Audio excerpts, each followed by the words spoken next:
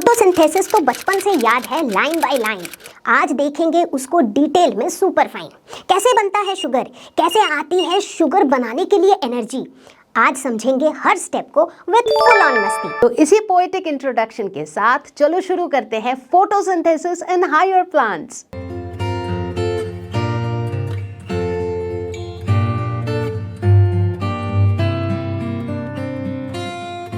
Hello everyone, मुझे उम्मीद है कि आप सभी अच्छे होंगे और आज मैं लेकर आई हूँ class 11th biology photosynthesis in higher plants का वन शॉट वीडियो। हमेशा की तरह इस पूरे लेसन को खत्म करेंगे सिर्फ एक वीडियो में और हमेशा की तरह इस एक वीडियो को देखने के बाद आपके कॉन्सेप्ट्स होंगे क्रिस्टल क्लियर। तो मैं हूँ Roshni from Learn Hub, the free learning platform जहां पर आप पढ़ सकते हो फिजिक्स, केमिस्ट्री, मैथ, बायोलॉजी, सब कुछ absolutely for free only at learnerhub.com।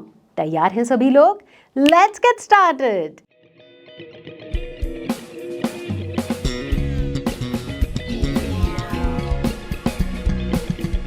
Photosynthesis क्या होता है? बचपन से ही पता है, ये एक ऐसा प्रोसेस है जिसके हेल्प से ग्रीन प्लांट्स अपना खाना बनाते हैं using carbon dioxide, water in presence of sunlight. यार ये डेफिनेशन तो ना यार बचपन से पता है, राइट? मतलब अपना खाना बनाने के लिए इन्हें कुछ रॉ मटेरियल्स की जरूरत होती है प्लांट्स को, राइट? और ये खाना बनाने का प्रोसेस जो है ये सनलाइट के प्रेजेंस में होता है। अब भाई हम अपने किचन में ही झांक के देख ले, भाई जब हमें खाना बनाना रहता है तो हमें रॉ मटेरियल्स चाहिए होती हैं, जैसे कि सब्जियां या मसाले, right? At the same time हमें हीट भी तो चाहिए होता है उस खाने को, उन सब्जियों को पकाने के लिए, फ्राई करने के लिए, बॉईल करने के लिए, राइट?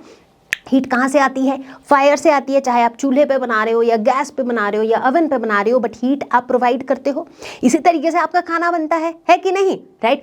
ठीक उसी तरीके से बच्चों प्लांट्स के लिए भी रॉ मटेरियल्स क्या है? कार्बन डाइऑक्साइड, वाटर, ये सब रॉ मटेरियल्स हैं और ये खाना बनने का प्रोसेस होता है इन प्रेजेंस ऑफ सनलाइट, ठीक? और इसी प्रोसेस को हम कहते हैं फोटोसिंथेसिस। फोटो बोले तो लाइट, सिंथेसिस बोले तो कोई चीज को मैन्युफैक्चर करना, कोई चीज को बनाना। तो यहाँ पर जो फूड बन रहा होता है वो किसके फॉर्म में बन रहा होता है? ग्लूकोज के फॉर्म में फूड बनता है, ठीक है? अच्छा, ये जो फोटोसिंथेसिस है ये एक फिजिको केमिकल प्रोसेस है। Physico chemical, physical plus chemical. Physical process इसलिए क्योंकि इस प्रोसेस के दौरान जो लाइट एनर्जी है उसका फिजिकल एब्जॉर्प्शन हो रहा होता है। लाइट एनर्जी को फिजिकली प्लांट्स एब्जॉर्ब करते हैं। केमिकल क्यों? क्योंकि इस प्रोसेस के दौरान ये जो अंदर खाना बन रहा होता है ना, तो प्लांट के अंदर बहुत सारे, ढेर सारे केमिकल चेंजेस और केमिकल रिएक्शंस चल रहे होते हैं, इसीलिए केमिकल। तो कुल मिला के फोटोसिंथेसिस जो है वो फिजिको केमिकल प्रोसेस है। तो मेरे प्यारे बच्चों, अब हम शुरुआत करेंगे कहानी फोटोसिंथेसिस की। और फोटोसिंथेसिस की कहानी की शुरुआत होगी फोटोसिंथेसिस के अर्ली एक्सपेरिमेंट्स के साथ। बहुत बहुत बहुत सालों पहले ऐसे बहुत से साइंटिस्ट्स थे जिन्होंने फोटोसिंथेसिस के ऊपर बहुत सारे एक्सपेरिमेंट्स परफॉर्म किए। आफ्टर ऑल सभी जानना चाहते थे कि यार प्लांट्स के अंदर ये फूड बनता कैसे है ना?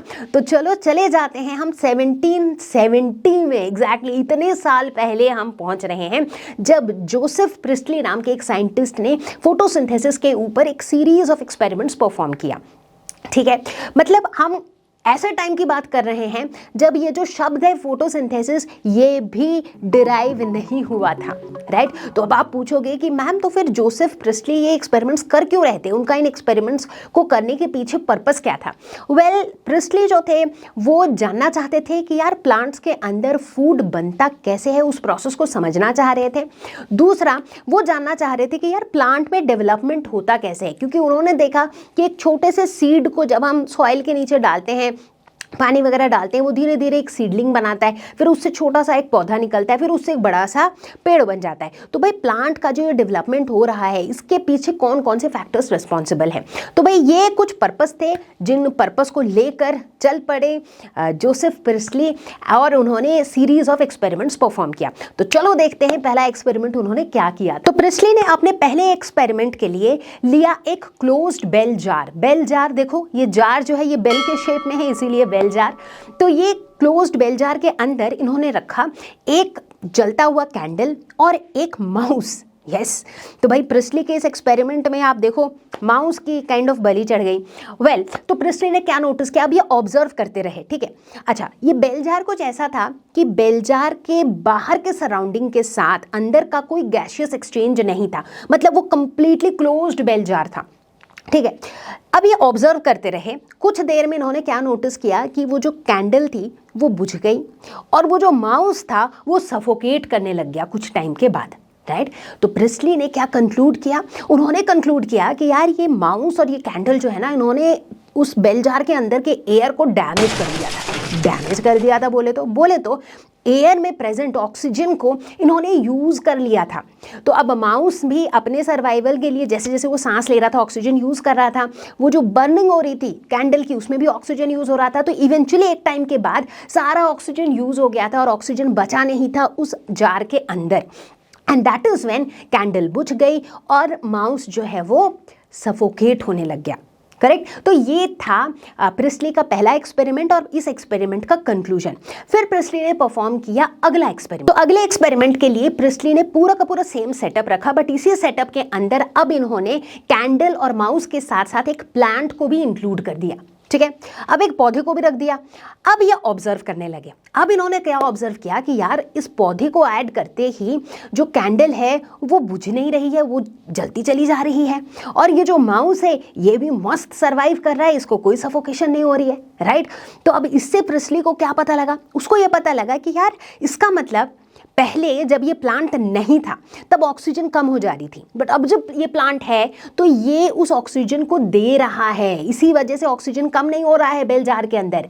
तो इन्होंने कंक्लूड क्या किया कि प्लांट्स रिलीज ऑक्सीजन या फिर प्लांट्स गिव आउट ऑक्सीजन। तो ये एक बहुत इंपॉर्टेंट कंक्लूजन था प्रिस्टली के इस एक्सपेरिमेंट का। ठीक है, तो बच्चों आप एक चीज नोटिस करोगे कि टेक्स्ट बुक में ना जब इन एक्सपेरिमेंट्स का डिस्क्रिप्शन चल रहा होगा, स्पेशली प्रिस्टली के एक्सपेरिमेंट का, तो ऑक्सीजन वर्ड को यूज ना करके एयर वर्ड को यूज किया जा रहा होगा। जैसे कि एयर डैमेज हो गया, एयर कम हो गया था, प्लांट्स ने एयर दिया। क्यों ऐसा हो रहा है? क्योंकि ये एक्सपेरिमेंट किया गया था 1770s में।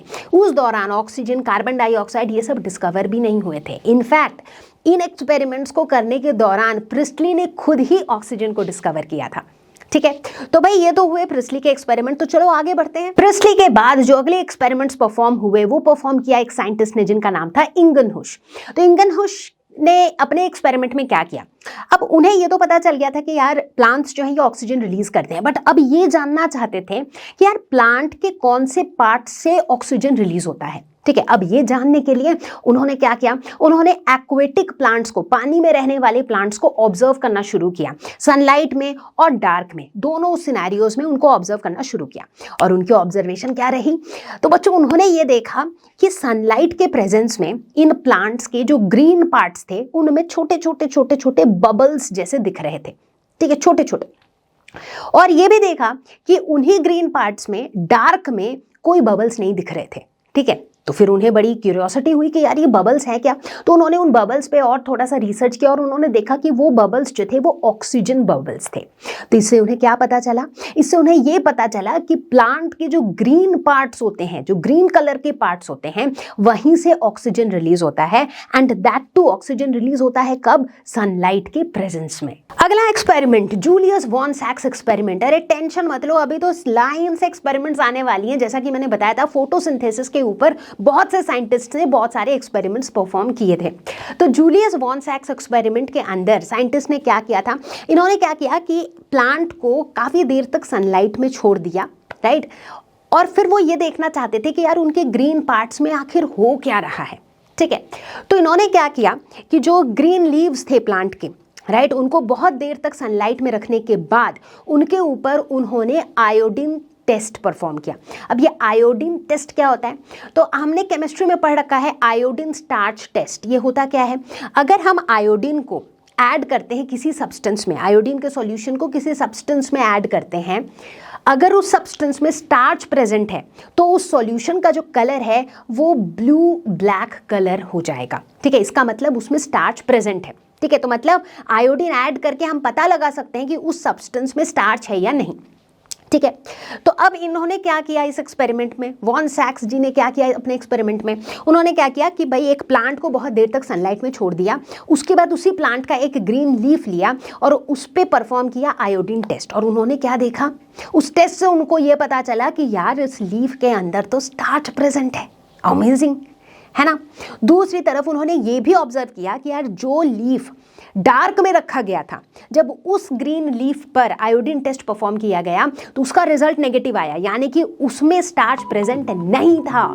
इसका मतलब जो लीफ सनलाइट के प्रेजेंस में था उसके अंदर फोटोसिंथेसिस हुआ, फूड प्रिपेयर हुआ और ये फूड जो है ये स्टोर हो गया लीफ के अंदर in the form of starch. बात समझ आई? तो ये था इस एक्सपेरिमेंट का कंक्लूजन। तो साथ ही साथ वॉन सैक्स एक्सपेरिमेंट से ये कंक्लूड किया गया कि प्लांट सेल्स के अंदर एक ऑर्गेनल होता है क्लोरोप्लास्ट, जिसके अंदर प्रेजेंट होता है एक पिगमेंट क्लोरोफिल, जो फोटोसिंथेसिस के इस प्रोसेस में इमेंसली हेल्प करता है। ठीक है, तो ये था वॉन सैक्स एक्सपेरिमेंट। इसके बाद आया एंगलमैन एक्सपेरिमेंट। अब एंगलमैन जो थे इनकी क्यूरियोसिटी थोड़ी सी अलग थी। अब तक तो कुछ कुछ बातें पता चल चुकी थी कि यार प्लांट्स जो है ऑक्सीजन रिलीज करते हैं, प्लांट्स के ग्रीन पार्ट से ऑक्सीजन रिलीज होता है, प्लांट्स में जो फूड बनता है वो स्टार्च के फॉर्म में स्टोर होता है, ये सब कुछ कुछ बातें पता चल चुकी थी। ठीक है, अब एंगलमैन की क्यूरियोसिटी थोड़ी अलग थी। उनको ये जानना था कि यार हम ये ऑब्जर्व कर रहे हैं कि फोटोसिंथेसिस तभी अकर कर रहा है जब लाइट प्रेजेंट हो, राइट? तो इसका मतलब कहीं ना कहीं कि ये जो सनलाइट है, ये जो लाइट है, ये एब्जॉर्ब हो रहा है। बट इनको ये जानने की इच्छा थी कि क्या, अब लाइट में हमें पता है कि बहुत सारे अलग अलग वेवलेंथ्स होते हैं, राइट? हमने इलेक्ट्रोमैग्नेटिक स्पेक्ट्रम देखा है, अलग अलग वेवलेंथ्स के होते हैं लाइट। तो क्या ये सारी वेवलेंथ्स की लाइट एब्जॉर्ब होती है फोटोसिंथेसिस के दौरान, या फिर इनमें से कोई स्पेसिफिक स्पेक्ट्रम या फिर कुछ स्पेसिफिक वेवलेंथ्स की लाइट ही एब्जॉर्ब होती है? तो ये जानना चाहते थे एंगलमैन। अब इसके लिए उन्होंने कैसा एक्सपेरिमेंट परफॉर्म किया, देखो उन्होंने कितनी मज़ेदार चीज़ की। उन्होंने क्या किया, वाइट लाइट लिया, उसको प्रिज्म से पास कराया। तो प्रिज्म से पास करने पे क्या होता है, डिस्पर्शन होता है। तो वाइट लाइट जो है अपने कॉन्स्टिट्यूएंट 7 कलर्स में स्प्लिट कर गया। इन 7 कलर्स के जो वेवलेंथ्स थे वो अलग अलग थे। ठीक है, अब इन्होंने क्या किया, अब इन्होंने कुछ एरोबिक फोटोसिंथेटिक बैक्टीरिया लिया, जो बैक्टीरिया फोटोसिंथेसिस कर सकते हैं, ऐसे बैक्टीरिया लिया और उनको छोड़ दिया। अब इन्होंने क्या ऑब्जर्व किया कि ये जो बैक्टीरिया थे ना, ये सारे बैक्टीरिया रेड और ब्लू रीजन में जाकर एक्यूमुलेट होने लग गए, राइट? ऐसा क्यों? क्योंकि रेड और ब्लू रीजन में ज़्यादा फोटोसिंथेसिस हो रहा था। उन्होंने ये भी ऑब्जर्व किया कि ऑक्सीजन का जो कॉन्सेंट्रेशन है वो रेड ब्लू रीजन में ज़्यादा था। क्यों? क्योंकि फोटोसिंथेसिस जहाँ होते रहता है वहाँ ऑक्सीजन रिलीज होते रहता है, तो ऑक्सीजन जो है ब्लू रेड रीजन में ज़्यादा था। ठीक है, देखो कितना स्मार्ट एक्सपेरिमेंट है ना। तो इस एक्सपेरिमेंट से उन्होंने कंक्लूड क्या किया, उन्होंने ये कंक्लूड किया कि यार फोटोसिंथेसिस के दौरान जो विजिबल लाइट होता है, विजिबल लाइट का रेड ब्लू रीजन वाला जो वेवलेंथ है वही एब्जॉर्ब होता है प्राइमरीली ड्यूरिंग फोटोसिंथेसिस, राइट? तो ये इस वेवलेंथ्स की लाइट्स जो है वही ज़्यादा से ज़्यादा एब्जॉर्ब होती है फोटोसिंथेसिस के दौरान। इनफैक्ट ये भी एक कारण है कि रेड ब्लू लाइट एब्जॉर्ब हो जाती है, मतलब प्लांट्स जो है रेड ब्लू लाइट को एब्जॉर्ब करते हैं, राइट? तो ये तो एब्जॉर्ब हो गए, तो ये रिफ्लेक्ट कौन सी लाइट करते हैं? अब आप अपने स्पेक्ट्रम को देखो, स्पेक्ट्रम का रेड वाला रीजन ब्लू वाला रीजन एब्जॉर्ब हो जा रहा है, तो बचा क्या? येलो ग्रीन वाला रीजन जो कि रिफ्लेक्ट हो रहा है। इसी वजह से हमें प्लांट्स ग्रीन भी दिखते हैं। तो भाई अभी तक के जितने भी एक्सपेरिमेंट्स परफॉर्म हो चुके थे उससे हमें कौन कौन सी बातों का पता लगा था? कुछ बातों का पता जो लग चुका था वो ये था कि यार फोटोसिंथेसिस वो प्रोसेस है जिसके हेल्प से प्लांट अपना फूड बनाते हैं, खाना बनाते हैं। दूसरी बात का पता लगा कि ये जो खाना होता है ये प्लांट के अंदर स्टोर्ड होता है in the form of starch. तीसरी बात का पता लगा कि प्लांट्स जो हैं इनके ग्रीन पार्ट्स में, जो ग्रीन पार्ट्स होते हैं जिनमें क्लोरोफिल प्रेजेंट होता है, वहां पर हो रहा होता है फोटोसिंथेसिस। चौथी बात ये पता लगी कि ये जो प्रोसेस है ये सनलाइट के प्रेजेंस में करता है। पांचवी बात ये थी कि प्लांट्स जो है ये ऑक्सीजन को रिलीज करते हैं और कार्बन डाइऑक्साइड को अंदर लेते हैं, एग्जैक्टली। एंड फाइनली छठी बात ये भी पता लगी कि ये जो प्लांट्स हैं फोटोसिंथेसिस के लिए सनलाइट के रेड ब्लू रीजन वाले स्पेक्ट्रम को एब्जॉर्ब करते हैं। ठीक है, तो कुल मिला के इतनी बातें हमें पता चल चुकी थी। अब आप सोच रहे होंगे कि मैं काइंड ऑफ रिकैप दे रही हूं, तो इसका मतलब एक्सपेरिमेंट का सिलसिला खत्म हो चुका है। और जैसे ही आप ऐसा सोच रहे होंगे मैं आपको बताऊंगी कि आप गलत सोच रहे हो। अभी भी कुछ एक्सपेरिमेंट्स के बारे में हम पढ़ने वाले हैं जो साइंटिस्ट्स ने किया था ऑन फोटोसिंथेसिस। वो तो मैंने एक पॉज लेके आपको मैं याद दिला देना चाह रही हूँ कि भाई अब तक हमें क्या क्या बातें पता चल चुकी हैं। ठीक है, तो अब देखो क्या हुआ। अभी तक में कुल मिला के हमें ये पता चली कि भाई कार्बन डाइऑक्साइड और वाटर मिल करके in presence of sunlight chlorophyll ये बनाते हैं प्लांट का food in the form of glucose और साथ में रिलीज करते हैं ऑक्सीजन। ठीक है, बट सारे सवालों के जवाब मिले ही कहाँ थे। अब मन में ये सवाल आया कि यार ये जो ऑक्सीजन रिलीज हो रहा है, ये ऑक्सीजन कहाँ से आ रहा है? कार्बन डाइऑक्साइड से ऑक्सीजन आ रहा है या फिर वाटर के ओ से ऑक्सीजन आ रहा है? दोनों जगह से आने की पॉसिबिलिटी है। कार्बन डाइऑक्साइड में भी ऑक्सीजन है और वाटर में भी ऑक्सीजन है, तो आखिर ये जो ऑक्सीजन रिलीज हो रहा है, हम जानना चाहते हैं, नेशन वांट्स टू नो कि ये ऑक्सीजन आखिर वाटर से आ रहा है या कार्बन डाइऑक्साइड से आ रहा है। और बस इसी क्यूरियोसिटी के साथ ऐसे ही सवालों का जवाब ढूंढने के लिए साइंटिस्ट्स आ गए और उन्होंने परफॉर्म किए कुछ एक्सपेरिमेंट्स। तो चलो देखिए अगला एक्सपेरिमेंट है कौन सा। तो अगला एक्सपेरिमेंट या फिर अगला डेमोन्स्ट्रेशन था कॉर्नेलियस का, कॉर्नेलियस वैन नील का डेमोन्स्ट्रेशन, जिन्होंने बताया कि ये जो ऑक्सीजन रिलीज होता है ना प्लांट्स में, ये आता है वाटर से, ना कि कार्बन डाइऑक्साइड से। और ऐसा इन्होंने कैसे बताया? इन्होंने एक डेमोन्स्ट्रेशन किया, इन्होंने एक एक्सपेरिमेंट किया जिसमें उन्होंने बोला कि अच्छा ठीक है, अभी तक हमें इतनी बात तो पता है कि भाई कार्बन डाइऑक्साइड और वाटर मिल करके शुगर बनाते हैं और साथ में ऑक्सीजन रिलीज करते हैं। तो चलो मैं एक काम करता हूं, वाटर को H2O को रिप्लेस कर देता हूं H2S से। ध्यान देना, H2O वाटर को रिप्लेस कर दिया हाइड्रोजन सल्फाइड से, H2S से। और इन्होंने क्या देखा, मजेदार चीज, कि यार ऑक्सीजन की बजाय अब की बार सल्फर रिलीज हो गया। समझो अच्छे से बच्चों, पहले H2O यूज किया था तो ऑक्सीजन रिलीज हो रहा था, अब H2O के बदले में H2S यूज कर लिया, हाइड्रोजन सल्फाइड यूज कर लिया, तो ऑक्सीजन के बदले निकल आया सल्फर। तो इससे सीधा सीधा सब कुछ पिक्चर बिल्कुल क्लियर हो गया कि यार ये जो ऑक्सीजन है ना, ये किससे आता है? ये वाटर से आता है, ना कि कार्बन डाइऑक्साइड से। ठीक है, क्योंकि अगर कार्बन डाइऑक्साइड से आ रहा होता तो उस केस में भाई अगर वाटर को रिप्लेस करके हाइड्रोजन सल्फाइड कर भी दिया तब भी तो ऑक्सीजन निकल के आना चाहिए था, राइट? लेकिन ऐसा था नहीं। तो इससे प्रूव हुआ कि फोटोसिंथेसिस के दौरान H2O से ऑक्सीजन बनता है, यानी कि H2O का क्या हो रहा है? बताओ क्या हो रहा है? H2O का हो रहा है ऑक्सीडेशन, क्योंकि देखो H2O से O2 बन रहा है, तो ऑक्सीजन ऐड हो रहा है, या फिर कह लो हाइड्रोजन रिमूव हो रहा है। तो removal of oxygen, removal of hydrogen या फिर एडिशन ऑफ ऑक्सीजन को हम कहते हैं ऑक्सीडेशन। तो इसका मतलब कॉर्नेलियस के डेमोन्स्ट्रेशन से ये पता चला कि फोटोसिंथेसिस के दौरान वाटर जो है it gets oxidized to form oxygen. In fact यही वाली बात प्रूफ हुई थी एक और एक्सपेरिमेंट में जिसका नाम है मार्टिन केमन एक्सपेरिमेंट। सो मार्टिन केमन एक्सपेरिमेंट के अंदर क्या किया गया, तो साइंटिस्ट ने क्या किया कि उन्होंने ऑक्सीजन, नॉर्मल ऑक्सीजन ना यूज करके ऑक्सीजन के एक रेडियो एक्टिव आइसोटोप का यूज किया। ठीक है, आइसोटोप क्या होता है पता ही होगा आई गेस, ऐसे एलिमेंट्स जिनका एटॉमिक नंबर सेम होता है लेकिन मास नंबर्स अलग होते हैं। जैसे अगर ऑक्सीजन की बात करें तो ऑक्सीजन का एटॉमिक नंबर होता है 8, मास नंबर होता है 16। ठीक है, लेकिन ऑक्सीजन के ऐसे आइसोटोप्स भी एग्जिस्ट करते हैं जिनका एटॉमिक नंबर तो 8 होता है लेकिन मास नंबर होता है 18, O18। तो यहां पर भी वही किया गया। अच्छा, और O18 जो है ये रेडियो एक्टिव नेचर का होता है, यानी कि ये रेडियो एक्टिव रेडिएशंस एमिट करते हैं। ठीक है, अल्फा बीटा गामा वाले, यस। तो अब इस एक्सपेरिमेंट में मार्टिन केमन ने क्या किया, उन्होंने जो वाटर है ना, फोटोसिंथेसिस के प्रोसेस में जो वाटर है वो वाटर ऐसा लिया जिसका oxygen is radio active oxygen. ठीक है, अब उन्होंने क्या ऑब्जर्व किया कि प्रोसेस के बाद जो ऑक्सीजन हमें मिला that oxygen was also radio active. तो यहां से भी ये बात प्रूव हुई कि ये जो ऑक्सीजन है ये वाटर से आ रही है, ना कि कार्बन डाइऑक्साइड से। इनफैक्ट उन्होंने ये भी करके ट्राई किया कि एक काम करते हैं, radio active carbon dioxide use करते हैं, मतलब कार्बन डाइऑक्साइड के ऑक्सीजन को रेडियो एक्टिव यूज करते हैं। उस केस में उन्होंने देखा कि उन्हें रेडियो एक्टिव शुगर मिला, राइट? तो बात को समझो, कार्बन डाइऑक्साइड से बन रहा है शुगर, क्योंकि शुगर में भी तो ऑक्सीजन है, राइट? C6H12O6, उसमें भी कार्बन है, ऑक्सीजन है, राइट?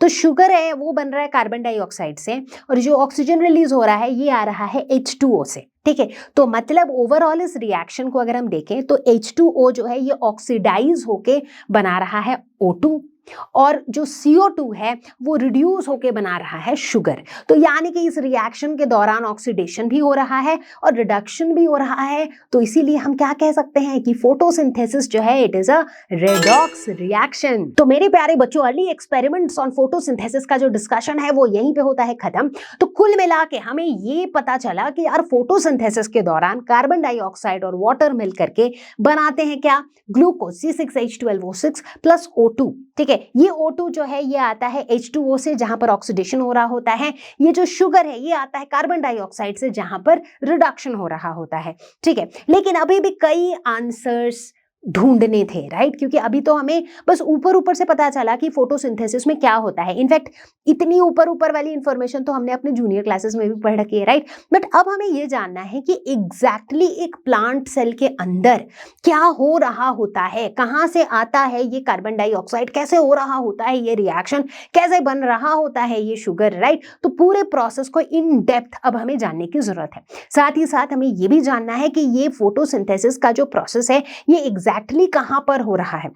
ग्रीन पार्ट्स में हो रहा है वो तो ठीक है, बट उसके भी अंदर डीप डाइव करके देखना है कि ग्रीन पार्ट्स के अंदर एग्जैक्टली कहां पर, कौन से सेल ऑर्गेनेल में, उस सेल ऑर्गेनेल के अंदर कौन से पार्ट में एग्जैक्टली कहां पर रिएक्शन हो रहा है। तो चलो इन्हीं सवालों के जवाब ढूंढते हैं। तो सबसे पहले बात करेंगे हम लोग कहां पर होता है फोटोसिंथेसिस। तो बच्चों जैसे ही ये सवाल हमारे सामने आया कि फोटोसिंथेसिस कहां पर होता है, तो तुरंत इंस्टेंटेनियसली उसका जवाब क्या होता है कि प्लांट्स के ग्रीन पार्ट्स में। क्यों? क्योंकि ग्रीन पार्ट्स में होता है क्लोरोफिल।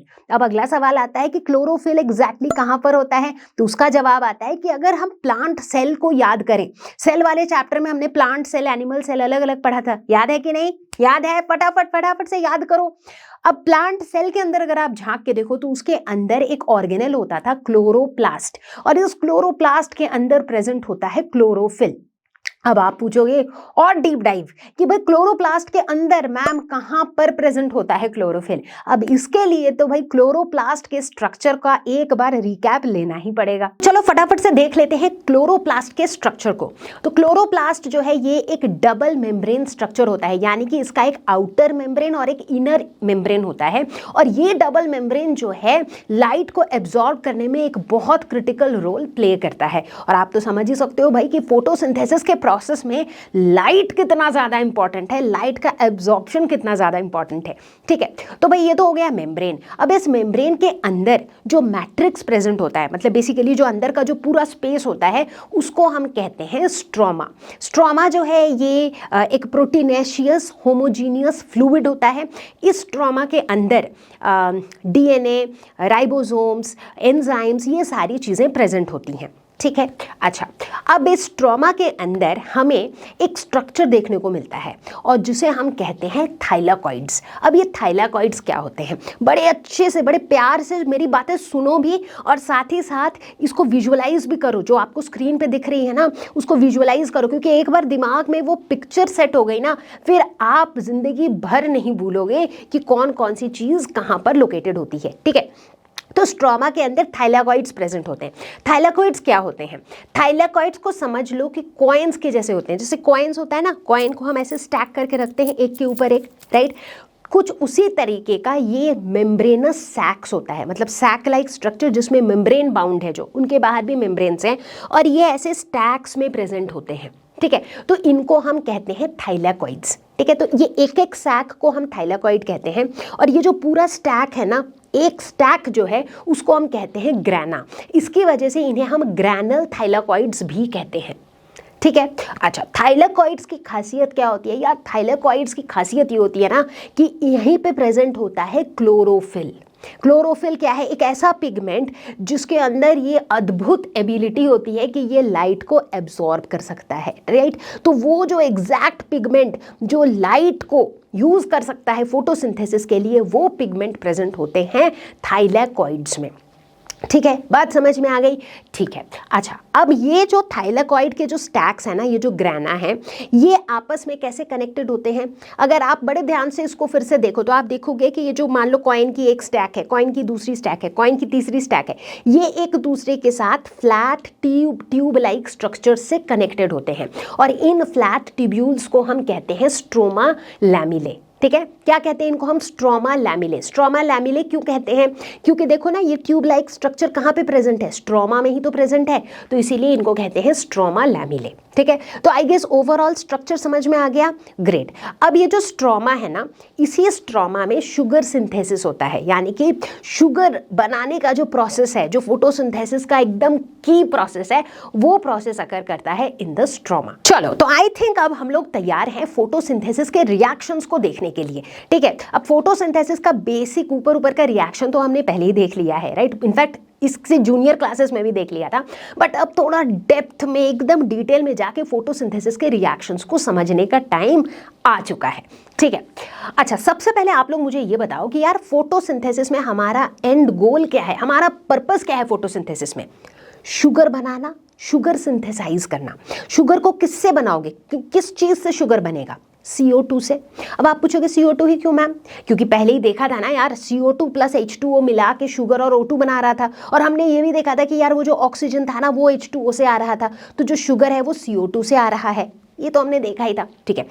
अच्छा, अब ये शुगर को बनाने के लिए हमें किस चीज़ की ज़रूरत है? हमें एनर्जी की ज़रूरत है, राइट। मतलब यूं समझ लो कि आपके किचन में खाना बनाने के लिए रॉ मटेरियल तो है, मसाले, सब्जियां, सब कुछ है, ठीक है। आपके पास गैस चूल्हा भी है, बट उसके बाद भी you need some energy, right. आपको एक बंदा चाहिए जो अपना एनर्जी लगाएगा to cook that food, right. Similarly यहाँ पर भी हमें एनर्जी की ज़रूरत है ताकि हम कार्बन डाइऑक्साइड से शुगर बना सकें। तो यानी कि फोटोसिंथेसिस में दो टाइप के रिएक्शंस होंगे बच्चों। पहले टाइप के रिएक्शन में पहले हम एनर्जी को ही सिंथेसाइज करेंगे। एनर्जी को सिंथेसाइज करने का मतलब, एनर्जी क्या होता है? ATP, एडिनोसाइन ट्राइफॉस्फेट, इसी को हम एनर्जी की करेंसी मानते हैं, राइट।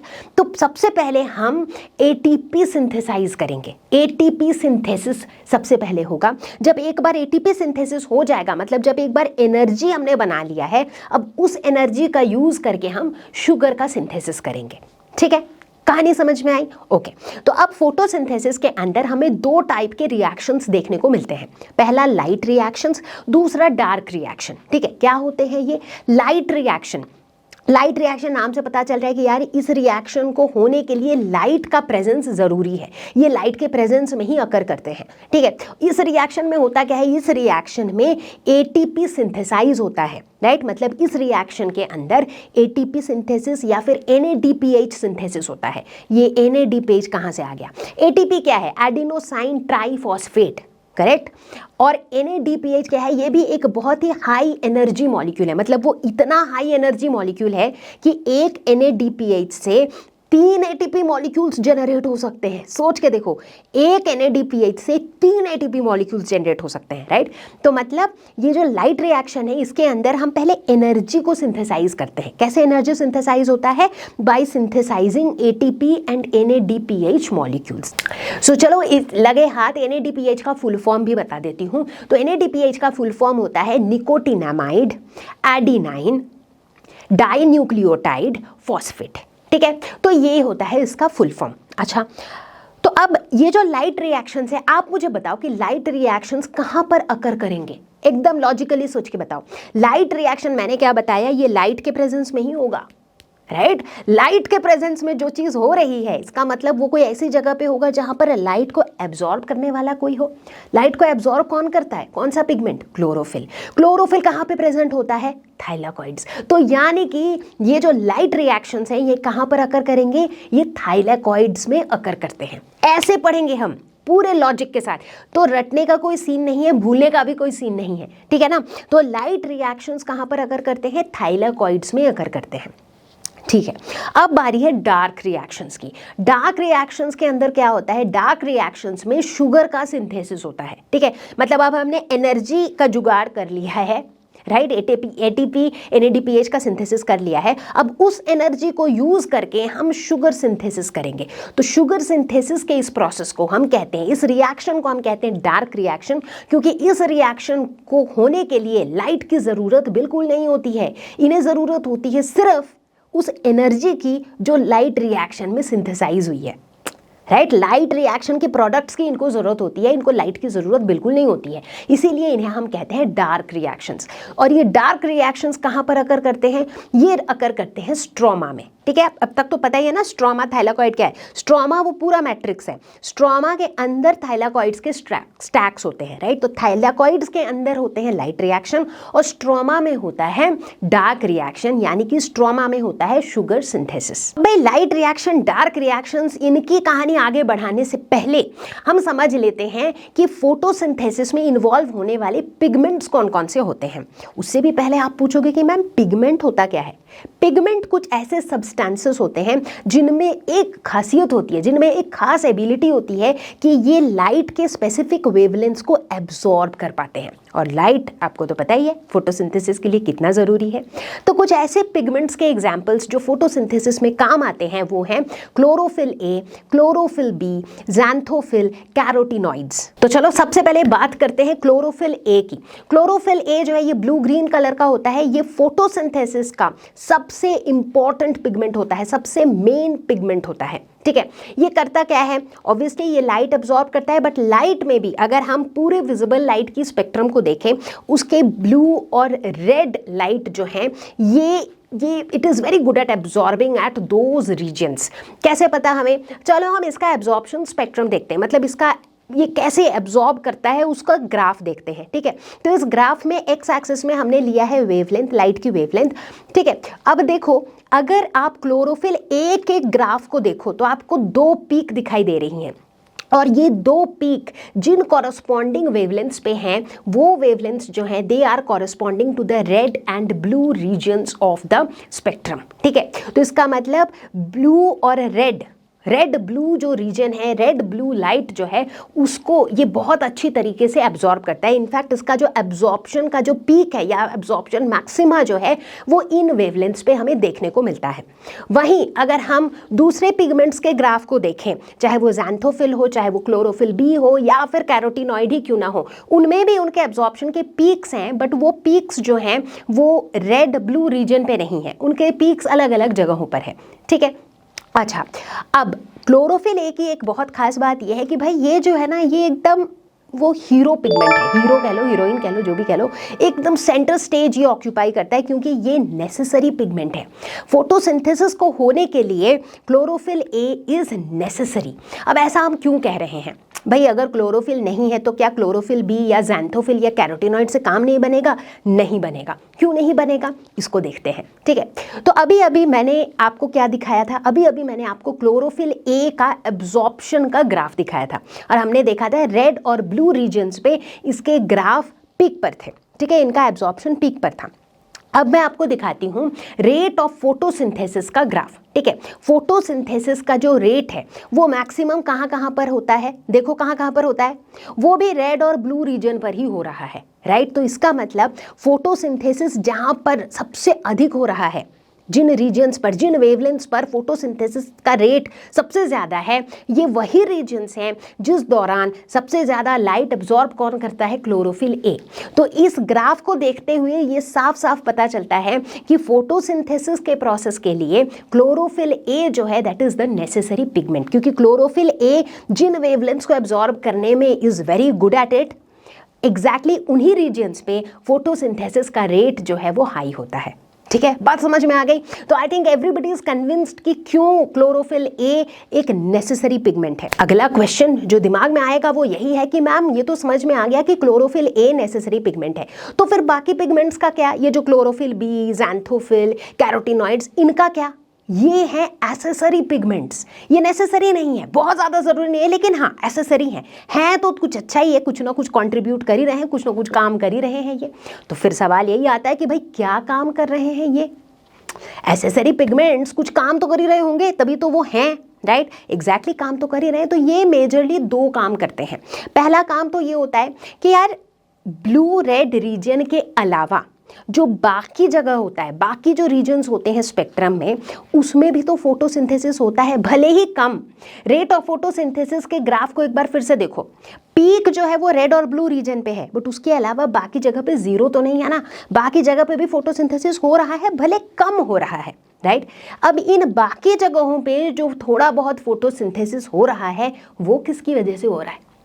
वो हो रहा है इन एसेसरी पिगमेंट्स की वजह से। क्योंकि अगर इन एसेसरी पिगमेंट्स के एब्जॉर्प्शन के ग्राफ को हम देखें तो इनके ग्राफ में हमें दिखता है कि ये नॉन रेड ब्लू रीजन्स पे, रेड ब्लू रीजन को छोड़ के जो दूसरे रीजन है वहाँ पर ये लोग लाइट एनर्जी थोड़ी बहुत एब्जॉर्ब करते हैं, जिसकी वजह से photosynthesis in non red blue regions में भी कंटिन्यूड रहता है। तो पहला फंक्शन तो इनका ये हो गया। दूसरा फंक्शन इनका होता है कि यार जो क्लोरोफिल ए है, जो नेसेसरी पिगमेंट है, उसको ये एसेसरी पिगमेंट्स एक साथ मिल करके उसको प्रोटेक्ट करते हैं फ्रॉम फोटो ऑक्सीडेशन। अब भाई क्लोरोफिल ए नेसेसिटी है, राइट, मतलब उसके बिना काम नहीं बनेगा, तो फिर उसको तो अच्छे से प्रोटेक्शन देना ज़रूरी है, क्योंकि जब वही नहीं रहेगा तो फोटोसिंथेसिस होगा ही नहीं, है ना। तो ये सारे एसेसरी पिगमेंट्स मिल करके उसको ऑक्सीडाइज होने से बचाते हैं कि भाई लाइट के प्रेजेंस में कहीं वो ऑक्सीडाइज ना हो जाए, तो उसको प्रोटेक्ट करते हैं। ठीक है, जहाँ तक कलर की बात है तो क्लोरोफिल बी जो होता है वो येलो ग्रीन कलर का होता है, ज़ैंथोफिल येलो कलर का होता है, कैरोटीनॉइड जो है वो येलो ऑरेंज कलर का होता है। ठीक है, तो अब जब आपको सारे पिगमेंट्स के कलर का भी आइडिया हो गया है तो आई थिंक आप गेस कर पा रहे होंगे कि जब भी किसी प्लांट में जो मेन पिगमेंट है क्लोरोफिल ए वो कम होने लगता है तो हम क्या देखते हैं, वो प्लांट जो है वो थोड़ा सा ग्रीनिश येलो टाइप्स दिखता है। इनफैक्ट कुछ और टाइम के बाद वो येलोइश टर्न हो जाता है, right. So it is because of these pigments. तो चलो पिगमेंट्स के बाद अब बारी है लाइट की, क्योंकि फोटोसिंथेसिस हो ही नहीं पाएगा अगर लाइट ना हो। तो सोचने वाली बात यह है कि सन से जो लाइट निकलती है उस लाइट में तो वैरिड वेवलेंथ्स होते हैं, राइट। उसमें अल्ट्रावायलेट रेज भी हैं, इंफ्रारेड रेज भी हैं, विजिबल लाइट भी हैं, एक्स रेज भी हैं, सब कुछ है। बट फोटोसिंथेसिस में जो काम आता है वो है विजिबल लाइट का कुछ स्पेसिफिक पोर्शन, राइट। इनफैक्ट याद करो एंगलमैन्स एक्सपेरिमेंट, चैप्टर की शुरुआत ही की थी हमने सीरीज ऑफ एक्सपेरिमेंट्स के साथ, राइट। तो एंगलमैन ने इसी पर्पस के साथ एक एक्सपेरिमेंट परफॉर्म किया था जिसमें उन्होंने क्या देखा था, चलो फटाफट से देखते रहो रिकैप। क्या देखा था उन्होंने कि जो फोटोसिंथेटिक बैक्टीरिया थे वो रेड ब्लू रीजन पर ही ज़्यादा इकट्ठा हो रहे थे, विच मीन्स कि फोटोसिंथेसिस में कौन सा वाला रीजन काम आता है, विजिबल लाइट का रेड ब्लू रीजन जो है वो रेड ब्लू रीजन के जो लाइट हैं वही लाइट फोटोसिंथेसिस में काम आते हैं। और इसी के साथ प्यारे बच्चों हम बिल्कुल तैयार हैं to study about the reactions of photosynthesis. थोड़ी देर पहले मैंने आपको बताया था कि फोटोसिंथेसिस के अंदर दो टाइप के रिएक्शंस होते हैं, लाइट रिएक्शंस, डार्क रिएक्शंस। तो चलो सबसे पहले शुरू करते हैं कहानी लाइट रिएक्शंस की। नाम से पता चलता है कि ये लाइट के प्रेजेंस में होती है। कहाँ आकर करती हैं? जहां पर लाइट को एब्जॉर्ब करने वाला पिगमेंट यानी कि क्लोरोफिल होता है। कहाँ होता है क्लोरोफिल? थाइलाकॉइड्स में। तो लाइट रिएक्शंस आकर करते हैं थाइलाकॉइड्स में। लाइट रिएक्शंस के दौरान क्या सिंथेसाइज होता है? एनर्जी सिंथेसाइज होती है, यानी कि एटीपी सिंथेसिस, NADPH सिंथेसिस होता है ड्यूरिंग द लाइट रिएक्शंस। तो चलो बच्चों दिल थाम के बैठो और अपना पूरा फोकस मेरी तरफ, क्योंकि यहाँ पर स्टार्ट होने वाला है एक बहुत ही इंपॉर्टेंट टॉपिक। यहाँ से शुरू होने वाली है एक्चुअल मज़ेदार रिएक्शंस की कहानी। तो सबसे पहले मैं इंट्रोड्यूस करूँगी the concept of photo systems. Photo systems क्या होते हैं? ऐसे समझ लो कि ये कुछ ऐसे कॉम्प्लेक्सेस होते हैं जो थाइलाकॉइड मेम्ब्रेन में प्रेजेंट होते हैं। थाइलाकॉइड्स याद है ना, स्टैक्स में प्रेजेंट होते हैं। तो वो जो थाइलाकॉइड्स होते हैं मैंने बताया था वो मेम्ब्रेनस सैक्स होते हैं, यानी कि उनमें मेम्ब्रेन होता है। और थाइलाकॉइड के मेम्ब्रेन में कुछ ऐसे कॉम्प्लेक्सेस प्रेजेंट होते हैं जो क्या करते हैं, जो लाइट एनर्जी को एब्जॉर्ब करते हैं और उस लाइट एनर्जी को, उस एनर्जी को रिएक्शन सेंटर की तरफ भेजते हैं, जिससे फोटोसिंथेसिस इनिशिएट होता है। अब आप पूछोगे मैम अब ये रिएक्शन सेंटर क्या है? धीरे धीरे, हैव पेशेंस, धीरे धीरे वन स्टेप आफ्टर अनदर समझेंगे, ठीक है। तो ये जो कॉम्प्लेक्सेस हैं इनको लाइट हार्वेस्टिंग कॉम्प्लेक्स भी कहा जाता है या फिर लाइट हार्वेस्टिंग यूनिट्स भी कहा जाता है, ठीक है। इनफैक्ट ये जो पूरा सिस्टम है ना, ये जो पूरा लाइट हार्वेस्टिंग सिस्टम है, इसके लिए एक और वर्ड यूज़ किया जाता है जो कि है एंटेना, ठीक है। चलो अब समझते हैं कि एक फोटो सिस्टम में क्या क्या होता है। तो एक फोटो सिस्टम के अंदर दो मेन पार्ट्स होते हैं, एक होता है रिएक्शन सेंटर, दूसरा होता है एसेसरी पिगमेंट्स। रिएक्शन सेंटर क्या होता है? रिएक्शन का सेंटर मतलब वही मेन जगह है। मेन जगह क्यों है? क्योंकि रिएक्शन सेंटर में प्रेजेंट होता है मेन पिगमेंट। हमने देखा था ना necessary pigment, main pigment. Main pigment क्या होता है? Chlorophyll A, exactly. तो रिएक्शन सेंटर में क्लोरोफिल ए यानी कि मेन पिगमेंट प्रेजेंट होता है, ठीक है। एसेसरी पिगमेंट्स क्या होते हैं? ऐसे हंड्रेड्स ऑफ एसेसरी पिगमेंट्स होते हैं, ठीक है, बट वो नेसेसरी नहीं है, they are all accessory pigments. अच्छा, तो एसेसरी पिगमेंट्स का काम क्या होता है? भाई ये भी लाइट एनर्जी को एब्जॉर्ब करेंगे, बट लाइट एनर्जी को एब्जॉर्ब करके ये उस एनर्जी को रिएक्शन सेंटर की तरफ भेजते जाएंगे। सो कुल मिला के सारा का सारा जो लाइट एनर्जी एब्जॉर्ब होगा वो सारी की सारी एनर्जी को कहाँ भेज दिया जाएगा? वो सारी की सारी एनर्जी पहुँचेगी रिएक्शन सेंटर पे, ठीक है।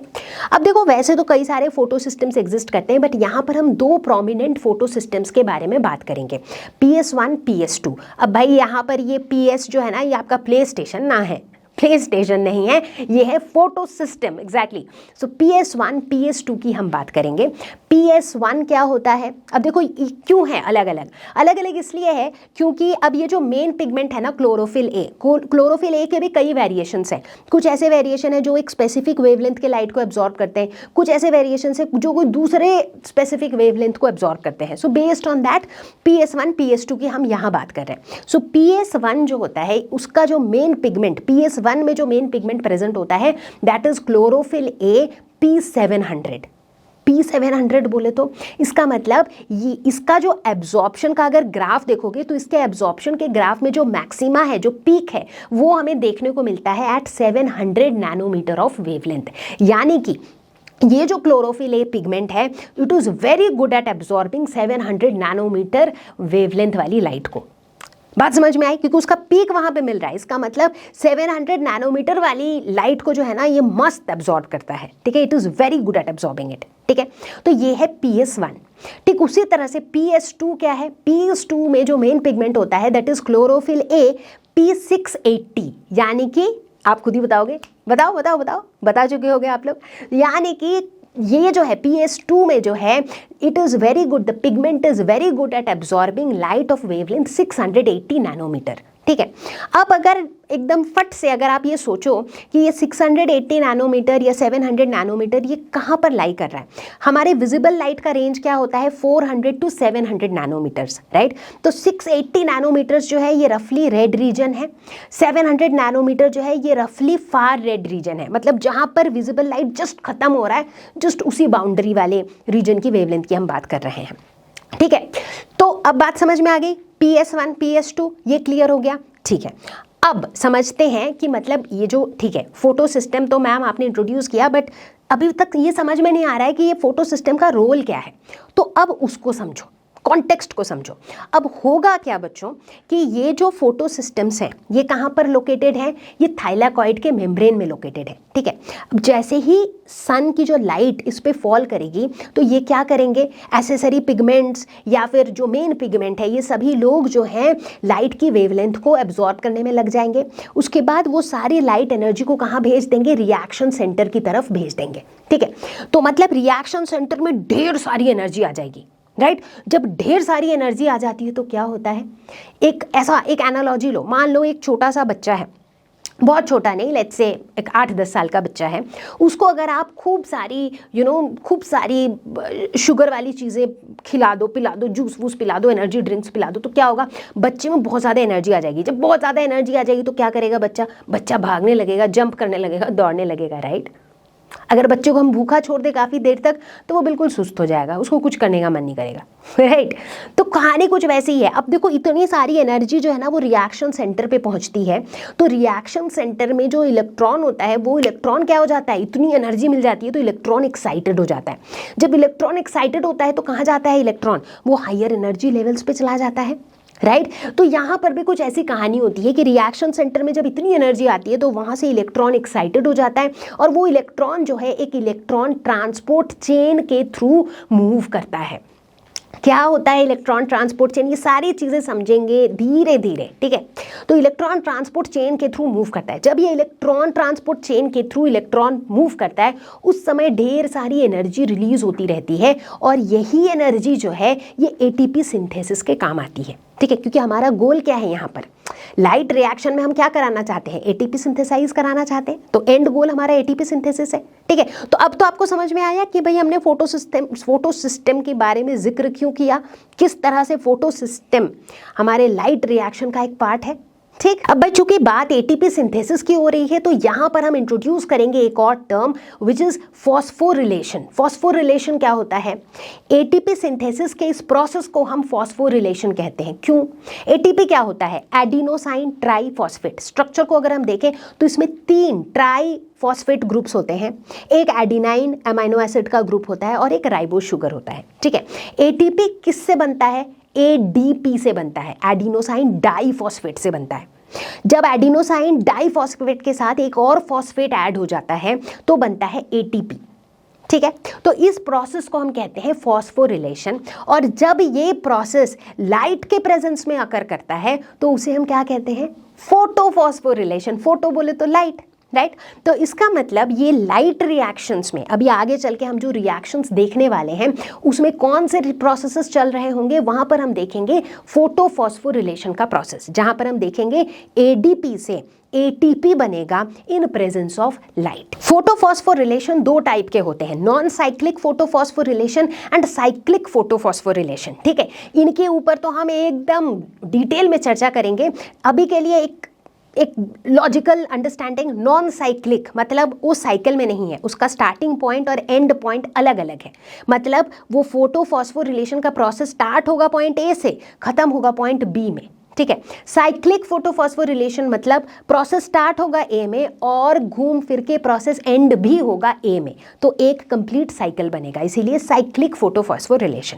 ठीक है, तो चलो अब सबसे पहले हम लोग शुरुआत करेंगे हमारा discussion on non cyclic photophosphorylation. अच्छा सा हिंट दे ही दिया था कि नॉन साइक्लिक का मतलब ही क्या है। नॉन साइक्लिक का मतलब है कि स्टार्टिंग पॉइंट और एंड पॉइंट अलग होने वाले हैं। ठीक है, तो यहां पर हम देखते हैं कि PS1 और PS2, अगेन PS क्या है, फोटो सिस्टम्स, एग्जैक्टली। तो PS1 और PS2 जो है ये दोनों काम करते हैं इन सीरीज। ठीक है, तो मतलब यहाँ की अरेंजमेंट कुछ इस तरीके से है कि लेटर से PS2 है, PS2 से PS1 कनेक्टेड रहेगा कैसे, थ्रू इलेक्ट्रॉन ट्रांसपोर्ट चेन। ठीक है, मतलब PS2 है, फिर एक इलेक्ट्रॉन ट्रांसपोर्ट चेन है, फिर PS1 है। अब एग्जैक्टली कैसे कैसे होगा धीरे धीरे बताऊंगी, चीजों को आसान करते हुए बताती चलूंगी। ठीक है, तो यानी कि यहां पर नॉन साइक्लिक फोटोफॉस्फोरिलेशन में PS1 और PS2 दोनों ही ऑपरेशनल होंगे।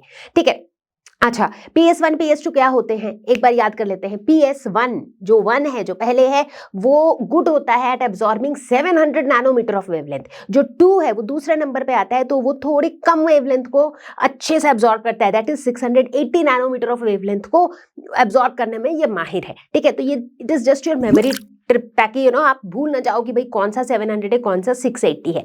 तो 1 नंबर पे जो है वो 700 है, 2 नंबर पे जो है वो 680 नैनोमीटर वाला है। ठीक है, अच्छा, अब यहाँ पर होता क्या है, होता कुछ यूं है कि भाई जब लाइट फॉल करती है, तो एक तो पहले ये समझ लो कि यहाँ पर नॉन साइक्लिक में स्टार्टिंग पॉइंट होता है PS2, एंडिंग पॉइंट होता है PS1। ये अच्छे से समझ लो, स्टार्टिंग पॉइंट है PS2, एंडिंग पॉइंट है PS1। ठीक, अच्छा, होगा क्या, जैसे ही लाइट फॉल करेगी, लेट्स से PS2 पे जब लाइट फॉल करेगी तो क्या होगा, जितने भी पिगमेंट्स हैं वो लाइट एनर्जी को एब्जॉर्ब करेगी, उस पूरे एनर्जी को कहाँ भेजेगी, रिएक्शन सेंटर में भेजेगी। रिएक्शन सेंटर में जो इलेक्ट्रॉन है वो क्या हो जाएगा, इतनी एनर्जी पाके एक्साइटेड हो जाएगा। अब ये एक्साइटेड इलेक्ट्रॉन जो है ये इलेक्ट्रॉन ट्रांसपोर्ट चेन के थ्रू मूव करता हुआ कहाँ पहुंचेगा, PS1 में पहुंचेगा। तो अब समझ में आया किस तरीके से स्टार्टिंग पॉइंट PS2 था, एंडिंग पॉइंट PS1 है, और PS2 PS1 कैसे जुड़ा हुआ है, इलेक्ट्रॉन ट्रांसपोर्ट चेन से जुड़ा हुआ है। ठीक है, अच्छा, तो इस पूरे प्रोसेस के दौरान क्या होगा, ATP सिंथेसिस होगा, NADPH सिंथेसिस होगा। कैसे होगा वो तो समझना पड़ेगा भाई धीरे धीरे। तो बच्चों, नॉन साइक्लिक फोटोफॉस्फोरिलेशन जो है ये एक मल्टी स्टेप प्रोसेस है। ठीक है, बहुत सारे स्टेप्स इसमें इन्वॉल्व हैं। तो जो 5 मेजर स्टेप्स इसमें इन्वॉल्व हैं वो कुछ इस तरीके से हैं। पहला स्टेप है इलेक्ट्रॉन एक्साइटेशन इन PS2। ठीक है, स्टार्टिंग पॉइंट हमारा PS2 है। ठीक है, तो जैसे ही PS2 में लाइट एनर्जी फॉल करती है तो इनके रिएक्शन सेंटर से इलेक्ट्रॉन एक्साइट होता है, सो दैट इज पहला स्टेप। दूसरा स्टेप होता है इलेक्ट्रॉन ट्रांसपोर्ट सिस्टम। अब ये जो एक्साइटेड इलेक्ट्रॉन है ये इलेक्ट्रॉन ट्रांसपोर्ट चेन के थ्रू मूव करता है। तीसरा स्टेप है स्प्लिटिंग ऑफ वाटर। अब आप बोलोगे अचानक से स्प्लिटिंग ऑफ वाटर कहां से आ गया, वेल होता क्या है कि भाई जैसे ही इलेक्ट्रॉन एक्साइट हो गया तो क्या हुआ, इलेक्ट्रॉन जो है PS2 को छोड़ के चला गया, राइट।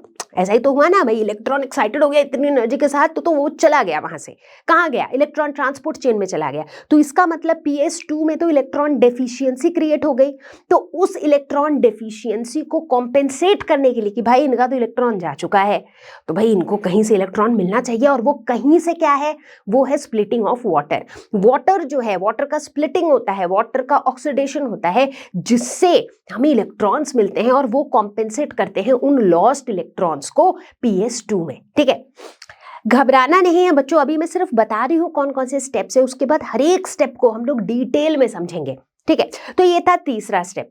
अब चौथा स्टेप क्या है? ATP synthesis. एटीपी सिंथेसिस जिसे हम कहते हैं, जिस प्रोसेस के लिए एक नाम है केमी ऑस्मोटिक हाइपोथेसिस।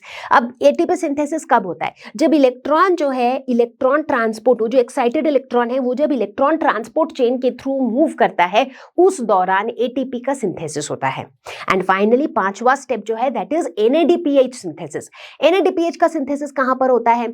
जब वो इलेक्ट्रॉन PS1 पहुंच जाता है, मतलब पूरा इलेक्ट्रॉन ट्रांसपोर्ट चेन को पार करते हुए जब वो PS1 पहुंच जाता है, तो वहां पर जाके होता है NADPH सिंथेसिस। ठीक है, तो कुल मिला के मतलब अगर ओवरव्यू देखा जाए तो ये 5 मेजर स्टेप्स हैं नॉन साइक्लिक फोटोफॉस्फोरिलेशन में। अभी क्या करेंगे, हर एक स्टेप को उठाएंगे और उसको डिटेल में समझेंगे कि भाई हर एक स्टेप में चीजें क्यों हो रही हैं, कैसे हो रही हैं। ठीक है, तैयार हो? तो सबसे पहले बात करेंगे हम लोग इलेक्ट्रॉन एक्साइटेशन एट PS2। ये हमारा पहला स्टेप है। ठीक है, तो मैंने क्या बताया था, इस पूरे प्रोसेस में सबसे पहले स्टार्टिंग पॉइंट कहां पर है? PS2 में। ठीक है, PS2 कौन से वेवलेंथ को अब्सॉर्ब करने में अच्छा है? PS2 680 nanometre wavelength. ठीक है, तो अब लाइट इस पे फॉल करेगी, तो अब PS2 के जितने भी पिगमेंट्स हैं वो सारे क्या करेंगे? लाइट की एनर्जी को एब्जॉर्ब करेंगे और उस पूरे एनर्जी को रिएक्शन सेंटर पे भेजेंगे। रिएक्शन सेंटर पे इतनी ज्यादा एनर्जी आ जाएगी तो वहां से इलेक्ट्रॉन क्या हो जाएगा? एक्साइटेड हो जाएगा। एक्साइटेड हो जाने का मतलब क्या होता है कि इलेक्ट्रॉन जो है वो हायर एनर्जी लेवल्स पे जंप कर जाएगा। यही तो एक्साइटेड होने का मतलब होता है ना। अब ये एक्साइटेड इलेक्ट्रॉन के साथ क्या होगा? इस एक्साइटेड इलेक्ट्रॉन को एक इलेक्ट्रॉन एक्सेप्टर पिक कर लेगा। अब यहां ध्यान देना बच्चों, नाम है इलेक्ट्रॉन एक्सेप्टर। सुन के शायद ऐसा लग रहा होगा कि ये जो भी मॉलिक्यूल है ना, ये इलेक्ट्रॉन को शायद एब्जॉर्ब कर लेगा या इलेक्ट्रॉन को हमेशा के लिए रख लेगा, बट ऐसा नहीं करेगा। वो सिर्फ इलेक्ट्रॉन को पिक करेगा और इलेक्ट्रॉन को इलेक्ट्रॉन ट्रांसपोर्ट चेन में डाल देगा। मतलब वो एक तरीके से इलेक्ट्रॉन को पिक करेगा और फिर पास ऑन कर देगा नेक्स्ट कैरियर पे, फिर पास ऑन हो जाएगा नेक्स्ट कैरियर पे, फिर पास ऑन हो जाएगा नेक्स्ट कैरियर पे, एंड सो ऑन। इस तरीके से इलेक्ट्रॉन जो है वो इलेक्ट्रॉन ट्रांसपोर्ट चेन में घुस जाएगा। ठीक है, तो चलो देखें अगला स्टेप। अब इलेक्ट्रॉन ट्रांसपोर्ट चेन जो कि हमारा दूसरा स्टेप है, उसमें क्या होता है? अब देखो मैंने क्या बताया, एक्साइटेड इलेक्ट्रॉन जो है उसको एक इलेक्ट्रॉन एक्सेप्टर ने पिक किया। ठीक है, ये इलेक्ट्रॉन एक्सेप्टर क्या है? इलेक्ट्रॉन को ये एब्जॉर्ब नहीं कर रहा है, इसका काम है सिर्फ इलेक्ट्रॉन को पास ऑन करना। एक सिचुएशन सोचो, मान लो कि आपकी क्लासरूम में एक बच्चा फर्स्ट बेंच पे बैठा है और दूसरा बच्चा लेट्स से 5th बेंच पे बैठा है। ठीक है, अब फर्स्ट बेंच से 5th बेंच पे उस बच्चे को एक बुक पास ऑन करनी है।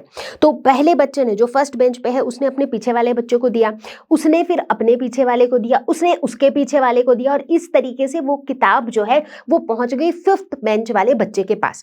अब इस केस में क्या हुआ, वो जो बुक थी वो बस पास ऑन हो रही थी, मतलब बुक को 2nd बेंच वाला बच्चा एक्सेप्ट तो कर रहा था फर्स्ट बेंच वाले बच्चे से, बट उसको रख नहीं रहा था, वो फिर आगे ट्रांसफर कर दे रहा था, फिर वो आगे ट्रांसफर कर दे रहा था, तब तक जब तक वो किताब 5th बेंच वाले बच्चे के पास ना पहुंची हो। तो कहानी यहां भी कुछ ऐसी है कि ये जो इलेक्ट्रॉन एक्सेप्टर्स है ये एक्चुअली इलेक्ट्रॉन कैरियर्स हैं, ये इलेक्ट्रॉन को कैरी करते हैं। ठीक है, बात समझ में आ गई? अच्छा, तो अब ये सवाल मन में आएगा कि ये इलेक्ट्रॉन कैरियर्स कौन है, ये कौन से मॉलिक्यूल हैं ये? तो अगर हम प्रिसाइजली इनके नाम जानना चाहें तो देखो, जो पहला इलेक्ट्रॉन एक्सेप्टर होता है वो होता है फियोफाइटिन। तो ये एक प्रोटीन स्ट्रक्चर है जो यहाँ पर इलेक्ट्रॉन कैरियर की तरह काम करता है। तो फियोफाइटिन में हमारा एक्साइटेड इलेक्ट्रॉन पहुंचा, फियोफाइटिन से वो आगे पहुंचा प्लास्टोक्विनोन, प्लास्टोक्विनोन से वो आगे पहुंचा साइटोक्रोम कॉम्प्लेक्स, वहां से वो आगे पहुंचा प्लास्टोसायानिन, और वहां से वो पहुंचा फाइनली PS1। तो इस तरीके से वो जो इलेक्ट्रॉन है वो फाइनली PS2 से शुरू करके पूरे इलेक्ट्रॉन ट्रांसपोर्ट चेन को होते हुए PS1 में पहुंचता है। ठीक है, अच्छा, अब अगला सवाल आता है कि भाई इलेक्ट्रॉन ये इस पैटर्न में मूव क्यों करता है, मतलब एक के बाद एक इन कैरियर्स के थ्रू मूव क्यों करता है? क्योंकि बच्चों इलेक्ट्रॉन जो है वो पोटेंशियल स्केल के अलोंग मूव करता है। इसका मतलब, अब देखो, ये जो पहला एक्सेप्टर था, ये जो सबसे पहले जब इलेक्ट्रॉन इस इलेक्ट्रॉन ट्रांसपोर्ट चेन में घुसा तो उस टाइम पर वो एक एक्साइटेड इलेक्ट्रॉन था, यानी कि हाई एनर्जी इलेक्ट्रॉन था। जब एनर्जी हाई होती है इलेक्ट्रॉन की तभी तो वो एक्साइटेड होता है। जब बच्चे में एनर्जी हाई होती है तभी तो वो एक्साइटेड मूड में होता है। जब एनर्जी नहीं होती है तो चुप से बैठा रहता है। नहीं, but at the same time जब इलेक्ट्रॉन एक्साइटेड स्टेट में होता है तो उसकी स्टेबिलिटी कम होती है। जब छोटा बच्चा एकदम उछलता कूदता रहता है तो उसके गिर जाने के चांसेस ज्यादा हैं, वो स्टेबल कम है। लेकिन जब वो लोअर एनर्जी स्टेट में होता है उस टाइम पर बेचारा ऐसे बैठे रहता है या लेटा रहता है, तो उस टाइम पर उसके गिरने पड़ने के चांसेस भी कम होते हैं, यानी कि वो स्टेबल ज्यादा होता है, राइट। तो अब देखो स्टेबिलिटी तो सबको चाहिए होती है, तो इलेक्ट्रॉन को भी चाहिए है, राइट। तो अब इलेक्ट्रॉन जो है इलेक्ट्रॉन ट्रांसपोर्ट चेन में घुस तो गया है बट उसकी स्टेबिलिटी कम है बिकॉज उसकी एनर्जी हाई है। तो इसीलिए इलेक्ट्रॉन क्या करता है, वो down the potential scale move करता है। इसीलिए हम नोटिस करते हैं कि फियोफाइटिन में जो इलेक्ट्रॉन है वो हाई एनर्जी इलेक्ट्रॉन होता है। फियोफाइटिन कहां पर है, जो एकदम डायरेक्टली एक्साइटेड इलेक्ट्रॉन को पिक कर रहा है, तो वहां पर इलेक्ट्रॉन कैसा है, हाई एनर्जी इलेक्ट्रॉन। लेकिन जो इलेक्ट्रॉन PS1 में पहुंच रहा है वो कैसा है, वो लो एनर्जी इलेक्ट्रॉन है, एग्जैक्टली। तो ये एक समझने की बात है बच्चों कि इलेक्ट्रॉन का ये जो ट्रांसपोर्ट चेन में जो मूवमेंट हो रहा है ये हाइयर एनर्जी लेवल से लोअर एनर्जी लेवल्स की तरफ हो रहा है, ठीक है। अब ये बेसिक सी बात बच्चों हम सभी को पता है कि जब कभी भी किसी इलेक्ट्रॉन को लोअर एनर्जी लेवल से हायर एनर्जी लेवल पे कूदना होता है तो उसे एनर्जी की जरूरत पड़ती है। बट जब उसे हायर एनर्जी लेवल से लोअर एनर्जी लेवल पे आना होता है तब एनर्जी रिलीज होती है, एग्जैक्टली। अब यहाँ पर कहानी वैसी हो रही है कि ये जो एक्साइटेड इलेक्ट्रॉन है फियोफाइटिन पे आया और वहां से वो धीरे धीरे लोअर एनर्जी लेवल्स पे आ रहा है, राइट। तो इसका मतलब इलेक्ट्रॉन हायर से लोअर एनर्जी लेवल पे आ रहा है, तो इस दौरान क्या हो रहा है, एनर्जी रिलीज हो रही है, एक्चुअली ढेर सारी एनर्जी रिलीज हो रही है। और ये जो एनर्जी रिलीज हो रही है जब इलेक्ट्रॉन ट्रांसपोर्ट चेन के अलॉन्ग मूव कर रहा है, यही एनर्जी काम आती है फॉर ATP सिंथेसिस, जो हमारा वन ऑफ द मेन मुद्दा है पूरे इस नॉन साइक्लिक फोटोफॉस्फोरिलेशन का। ये एनर्जी एक और काम के लिए भी यूज होती है कि इस एनर्जी से जो H+ आयंस होते हैं, जो प्रोटॉन होते हैं, उनको भी पुश किया जाता है from stroma to thylakoid space. अब ये थोड़ा सा ऑफ बीट हो गया, आप सोच रहे होगे ये कहां से आया, इसके बारे में हम थोड़ी ही देर में चर्चा करेंगे, ठीक है। बट अभी के लिए ये समझ लो कि जब इलेक्ट्रॉन ट्रांसपोर्ट चेन के थ्रू मूव करता है तो ढेर सारी एनर्जी रिलीज होती है और इस एनर्जी का बहुत क्रूशियल रोल होता है, ठीक है। अच्छा, तो इस तरीके से बच्चों क्या हुआ, हमारा जो इलेक्ट्रॉन था वो कहां पहुंच गया, फाइनली PS1 पहुंच गया है। तो चलो बात करते हैं थर्ड स्टेप की, जो कि है स्प्लिटिंग ऑफ वाटर, जिसे हम फोटोलाइसिस भी कहते हैं। अब ये वाला ना हमें पहले भी ऐसा लगा था कि ये अचानक से ऑफ बीट सा हो गया कि वाटर क्यों स्प्लिट हो रहा है यार ऑल ऑफ अ सडन बीचों बीच। तो वेल हो क्या रहा है कि जैसे ही लाइट एनर्जी एब्जॉर्ब हो रही है, इलेक्ट्रॉन एक्साइट हो रहा है, तो इलेक्ट्रॉन PS2 से निकल के चला जा रहा है इलेक्ट्रॉन ट्रांसपोर्ट चेन में। बट इस सारी सिचुएशन में क्या हो रहा है, PS2 जो है उसमें इलेक्ट्रॉन की डेफिशिएंसी हो जा रही, क्योंकि इलेक्ट्रॉन वहां से चला जा रहा है। तो यानी कि वहां पे क्या हो रहा है, वहां पर इलेक्ट्रॉन एक वैक्यूम क्रिएट करके जा रहा है, इलेक्ट्रॉन डेफिशिएंसी हो जा रही है। तो भाई अब इलेक्ट्रॉन यहाँ पर खाली हो गया है तो किसी ना किसी को तो आके यार यहाँ पर वो कॉम्पेंसेट करना पड़ेगा इलेक्ट्रॉन। तो इलेक्ट्रॉन कॉम्पेंसेट कैसे होता है, by break down of water की स्प्लिटिंग होती है, वाटर का ब्रेक डाउन होता है, या कह लो वाटर का ऑक्सीडेशन होता है, ठीक है। अब ये ब्रेक डाउन या ये स्प्लिटिंग होता कैसे है वो समझने वाली बात है यहाँ पर, ठीक है। इसको फोटोलाइसिस क्यों कहते हैं, लाइसिस का मतलब ही होता है ब्रेक डाउन। अब ये सारी चीजें तो यार लाइट एनर्जी के हेल्प से ही हो रही है, इसीलिए फोटोलाइसिस, ठीक है। अब ये वाटर का ब्रेकडाउन कैसे होता है, इसमें एक बहुत क्रिटिकल रोल प्ले करता है OEC, that is oxygen evolving complex. फिर से देखो OEC, ऑक्सीजन इवॉल्विंग कॉम्प्लेक्स, ठीक है। ऑक्सीजन इवॉल्विंग कॉम्प्लेक्स जो है ये एक प्रोटीन स्ट्रक्चर है, या कह लो एक एंजाइम है जिसमें मैंगनीज आयंस भी होते हैं। अब ये जो OEC है ना, ये जैसे ही इलेक्ट्रॉन डेफिशिएंसी क्रिएट होती है ये OEC एक्टिवेट हो जाता है, ठीक है। ये एक एंजाइम है तो वो एंजाइम एक्टिवेट हो जाता है, ठीक है। अब कब एक्टिवेट होता है ये ध्यान देने वाली बात है, जैसे ही एक्साइटेड इलेक्ट्रॉन निकलेगा इलेक्ट्रॉन की डेफिशिएंसी बनेगी, और जैसे ही इलेक्ट्रॉन डेफिशिएंसी बनेगी PS2 में वैसे ही OEC एक्टिवेट हो जाएगा। OEC एक्टिवेट हो जाएगा तो ये H2O यानी कि वाटर का ऑक्सीडेशन कराएगा। तो देखो वाटर ऑक्सीडाइज होकर के, वाटर का ब्रेकडाउन होकर के हमें क्या क्या चीजें मिलेंगी, हमें मिलेंगे H+ आयंस, हमें मिलेंगे इलेक्ट्रॉन्स और हमें मिलेंगे O2 ऑक्सीजन, ठीक है। अब ये जो तीनों चीजें हमें मिली ये कहाँ जाती हैं यार, O2 जो है ना, ऑक्सीजन जो निकल रहा है, हमें एनीवेज पता है कि कि ओवरऑल फोटोसिंथेसिस के प्रोसेस में oxygen is one of the by products, right. जो प्रोडक्ट शुगर बनता है साथ में ऑक्सीजन भी बनता है, राइट। तो ये वही ऑक्सीजन है बच्चों। तो वो जो पूरे फोटोसिंथेसिस में जो ऑक्सीजन रिलीज होता है ना, वो ऑक्सीजन इधर ही रिलीज हो जाता है, ठीक है। तो ये ऑक्सीजन का समझ में आ गया। यहाँ पर जो इलेक्ट्रॉन्स निकल रहे हैं, यही वो इलेक्ट्रॉन्स हैं जो वो लॉस्ट इलेक्ट्रॉन्स को कॉम्पेंसेट कर रहे हैं, राइट। मतलब मैंने बताया ना कि इलेक्ट्रॉन की डेफिशिएंसी क्रिएट हो गई थी बिकॉज एक्साइटेड इलेक्ट्रॉन भाग गए, या फिर भाग क्या गए, इलेक्ट्रॉन ट्रांसपोर्ट चेन में चले गए। तो वो इलेक्ट्रॉन डेफिशिएंसी को कॉम्पेंसेट करते हैं ये इलेक्ट्रॉन्स। बचा क्या, H+ आयंस। ये H+ आयंस जो है ये इकट्ठा होते रहते हैं। कहाँ पर इकट्ठा होते रहते हैं? ये प्रोसेस जहां पे हो रहा है। प्रोसेस कहाँ पे हो रहा है, बताओ कहाँ पे हो रहा है प्रोसेस? लाइट के प्रेजेंस में हो रहा है ये सारा प्रोसेस, लाइट के प्रेजेंस में। जहां क्लोरोफिल है, क्लोरोफिल कहाँ है, थाइलाकॉइड में है, एग्जैक्टली। तो ये जो H+ आयंस हैं, ये H+ आयंस एक्यूमुलेट होते रहते हैं थाइलाकॉइड स्पेस में। थाइलाकॉइड क्या है, मेम्ब्रेनस सैक, मतलब एक थाइलाकॉइड मेम्ब्रेन है। मेम्ब्रेन के अंदर का जो स्पेस है उसको हम थाइलाकॉइड स्पेस भी कहते हैं और थाइलाकॉइड ल्यूमेन भी कहते हैं। तो ये जो H+ आयंस हैं, ये H+ आयंस जो है वो इकट्ठा होते रहते हैं थाइलाकॉइड स्पेस के अंदर। And let me tell you, in H+ ions का भी एक बहुत क्रिटिकल रोल है जिसको अभी हम डिस्कस करने वाले हैं थोड़ी ही देर में, ठीक है। बट आई होप ये स्टेप समझ में आ गया कि भाई फोटोलिसिस कब होता है, कैसे होता है और क्यों होता है। तो चलो आगे बढ़ते हैं हमारे 4th स्टेप की तरफ, जो कि है केमी ऑस्मोटिक हाइपोथेसिस। केमी ऑस्मोटिक, इसका मतलब क्या हुआ? केमी आया है केमिकल से, ऑस्मोटिक आया है ऑस्मोसिस से। ऑस्मोसिस क्या होता है? वाटर का movement from high concentration to its low concentration, है ना। तो अब देखो क्यों आया है, समझ में आएगा धीरे धीरे, ठीक है। अब यहां पर बच्चों 2 चीजों पे फोकस करना है। हम लोग यहां नोटिस करते हैं कि यार एक ना प्रोटॉन ग्रेडियंट क्रिएट हो रहा है। मतलब ऐसा हो रहा है कि एक जगह पर प्रोटॉन का कॉन्सेंट्रेशन बहुत अधिक है, दूसरे जगह पर प्रोटॉन का कॉन्सेंट्रेशन बहुत कम है, ठीक है। तो ये ग्रेडियंट क्रिएट हो कैसे रहा है, ये बहुत क्रिटिकल पार्ट है, ठीक है। अब देखो 2 बातें हुई हैं अभी तक हमने जो भी डिस्कस किया। एक तो हमने क्या देखा, जब वाटर स्प्लिटिंग हुई थी, वाटर स्प्लिटिंग फोटोलाइसिस याद है ना, वाटर ब्रेक डाउन करके इलेक्ट्रॉन बनाया, H+ आयंस बनाया। H+ आयंस क्या है, प्रोटॉन्स हैं, साथ में ऑक्सीजन भी निकाला। तो वो जो H+ आयंस थे वो कहाँ जमा हो रहे थे, कहाँ जमा हो रहे थे? थाइलाकॉइड स्पेस में, थाइलाकॉइड ल्यूमेन में, राइट, उसमें जमा हो रहे थे। तो इसका मतलब थाइलाकॉइड स्पेस में प्रोटॉन का कॉन्सेंट्रेशन बढ़ रहा था। ये एक चीज थी। दूसरा फैक्टर हमने ये भी देखा कि यार इलेक्ट्रॉन जब इलेक्ट्रॉन ट्रांसपोर्ट चेन के अलोंग मूव कर रहा था ना, तो क्या हो रहा था, बहुत सारी एनर्जी रिलीज हो रही थी, क्योंकि इलेक्ट्रॉन जो है वो अपने हाई पोटेंशियल से लो पोटेंशियल की तरफ मूव कर रहा था।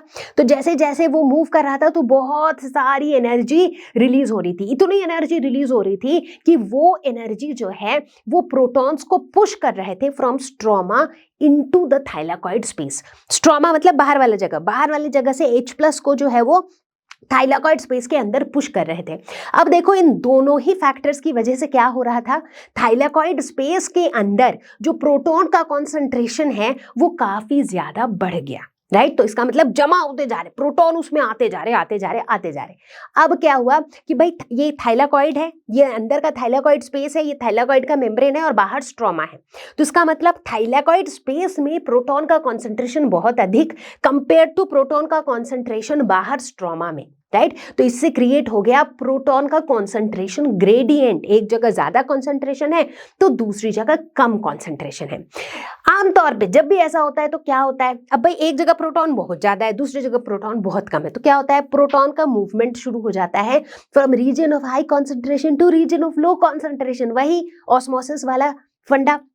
तो इसको हम डिफ्यूजन भी कहते हैं, राइट। ऑस्मोसिस वर्ड तो हम पानी के लिए ही यूज करते हैं, बट इसको हम डिफ्यूजन कहते हैं। बट अब इस डिफ्यूजन को होने के लिए हमें एक फैसिलिटेटर चाहिए, राइट। कि मतलब भाई प्रोटॉन का मूवमेंट हो यहाँ से वहां तक, वो जाना तो चाहता है कि भाई यहाँ ज्यादा है वहां कम है तो चलते हैं, बट सिर्फ सोचना काफी नहीं है, हमें कुछ साधन चाहिए प्रोटॉन के इस मूवमेंट के लिए, राइट। और उस फैसिलिटेटर का काम करता है एक एंजाइम जिसका नाम है ATP सिंथेज या फिर ATPase, ठीक है। तो ये एंजाइम जो है ये एक बहुत क्रिटिकल रोल प्ले करता है, ठीक है। क्या रोल प्ले करता है ये एंजाइम वो अभी हम लोग देखेंगे, ठीक है।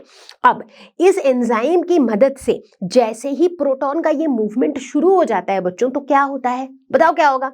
अब जैसे देखो थाइलाकॉइड स्पेस में प्रोटॉन का कॉन्सेंट्रेशन बहुत ज्यादा है, बाहर स्ट्रोमा में बहुत कम है। अब जैसे ही प्रोटॉन का मूवमेंट शुरू हो गया तो धीरे धीरे क्या हो जाएगा, ये जो ग्रेडियंट है ना, इनका जो गैप है वो धीरे धीरे कम होने लगेगा, क्योंकि भाई प्रोटॉन अब इधर से इधर आने लग गए, तो इसका मतलब ये ग्रेडियंट का ब्रेक डाउन शुरू हो जाएगा।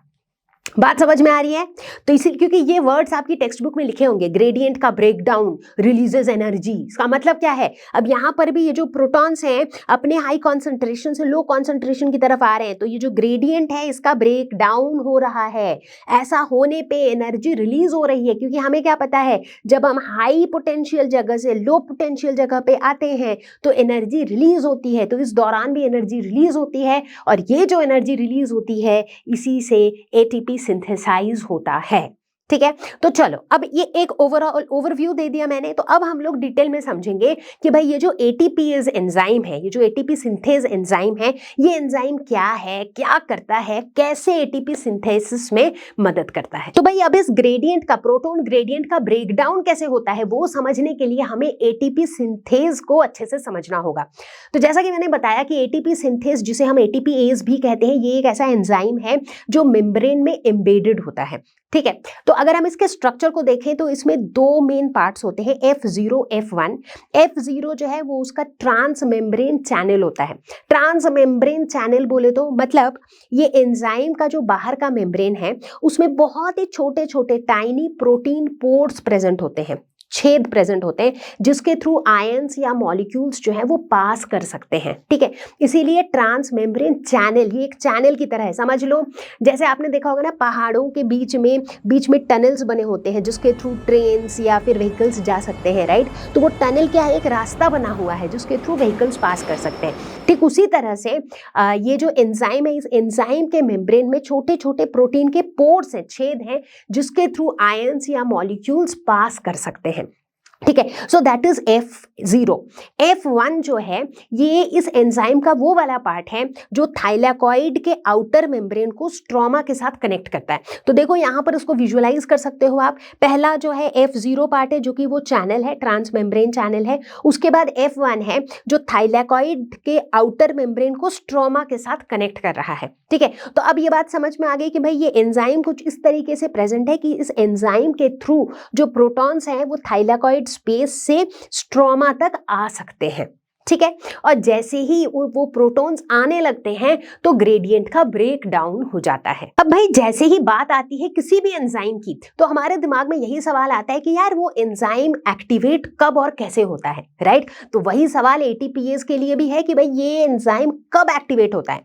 तो जब भी प्रोटॉन का जो कॉन्सेंट्रेशन है वो बहुत ज्यादा हो जाता है थाइलाकॉइड स्पेस में, क्योंकि अगर मान लो कि स्पेस में प्रोटॉन का कॉन्सेंट्रेशन इतना है, तो जब प्रोटॉन का कॉन्सेंट्रेशन बहुत ज्यादा हो जाता है तो मतलब ग्रेडियंट काफी अच्छा हो गया, मतलब डिफरेंस इन कॉन्सेंट्रेशन काफी अच्छा है। तो जब प्रोटॉन का कॉन्सेंट्रेशन थाइलाकॉइड स्पेस में बहुत ज्यादा होता है तब ये एटीपी सिंथेज एंजाइम एक्टिवेट हो जाता है। ठीक है, अच्छा, जैसे ही ये ग्रेडियंट का ब्रेक डाउन शुरू होता है तो बहुत सारी एनर्जी रिलीज होती है। ग्रेडियंट का ब्रेक डाउन कैसे शुरू होता है हम समझ ही गए हैं, इस एंजाइम के थ्रू प्रोटॉन्स जो है वो स्ट्रोमा की तरफ निकलने लगते हैं, राइट? तो उस दौरान बहुत सारी एनर्जी रिलीज होती है। अब ये जो एंजाइम है एटीपी सिंथेज, ये एक कैटलिस्ट की तरह काम करता है, या फिर ये कैटलाइज करता है उस रिएक्शन को जिसमें एटीपी बनता है। मैंने पहले ही जब हम एटीपी को इंट्रोड्यूस कर रहे थे तो मैंने जिक्र किया था कि एटीपी किससे बनता है, फॉस्फोरिलेशन का प्रोसेस याद करो। एटीपी बनता है एडीपी से, याद करो याद करो याद करो, है ना? एटीपी एडिनोसाइन ट्राइफॉस्फेट बनता है एडिनोसाइन डाइफॉस्फेट से। कैसे बनता है? जब डाइफॉस्फेट में एक और इनऑर्गेनिक फॉस्फेट ऐड हो जाता है तब बनता है एडिनोसाइन ट्राइफॉस्फेट। और इस रिएक्शन को एक कैटलिस्ट की जरूरत होती है और वो कैटलिस्ट है हमारा एटीपी सिंथेज एंजाइम।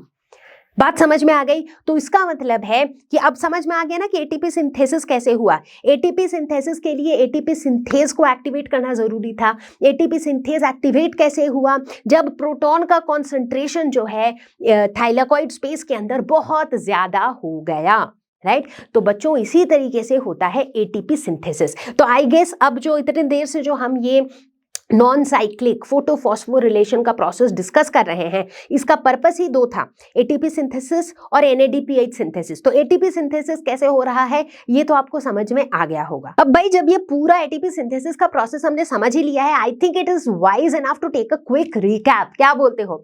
तो चलो फटाफट से लेते हैं एक क्विक रिकैप।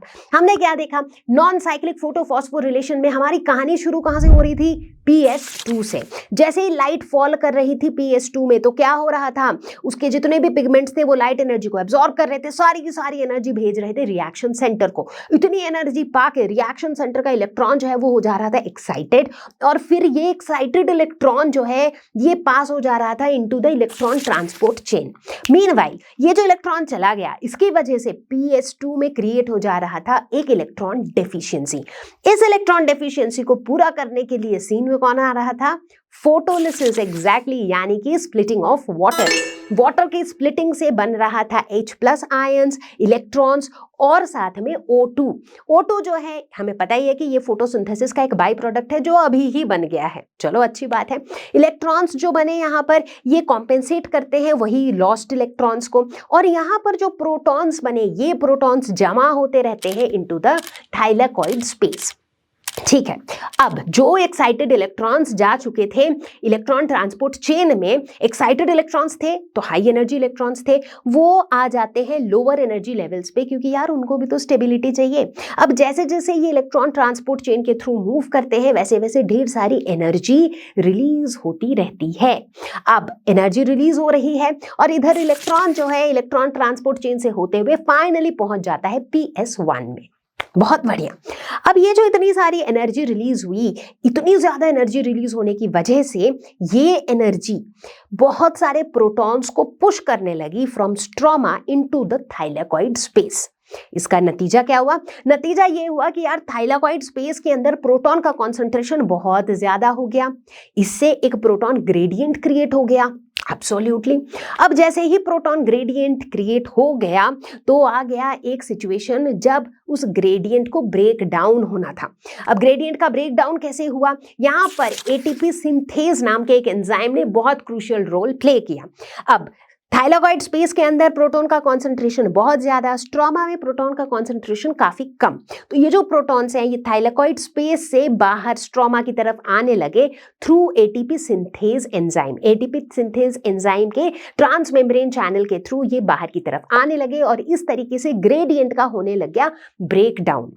और जब ये मूवमेंट होने लगी इस दौरान क्या हुआ? ढेर सारी एनर्जी तो रिलीज हुई ही, साथ ही साथ बच्चों ये जो एटीपी सिंथेज एंजाइम है ये जैसे ही एक्टिवेट हो गया तो इसने कैटालाइज कर दिया वो रिएक्शन जिससे एटीपी सिंथेसाइज होता है, यानी कि ADP से एडिनोसाइन डाइफॉस्फेट से एडिनोसाइन ट्राइफॉस्फेट बन गया और इसी तरीके से एटीपी सिंथेसाइज हुआ। आई एम श्योर कि आप सभी के मन में चल रही है यही बात कि मैम आपने बोला था एटीपी सिंथेसिस के साथ साथ NADPH सिंथेसिस भी होगा। एटीपी सिंथेसिस की कहानी तो आपने सुना दी, NADPH सिंथेसिस का क्या?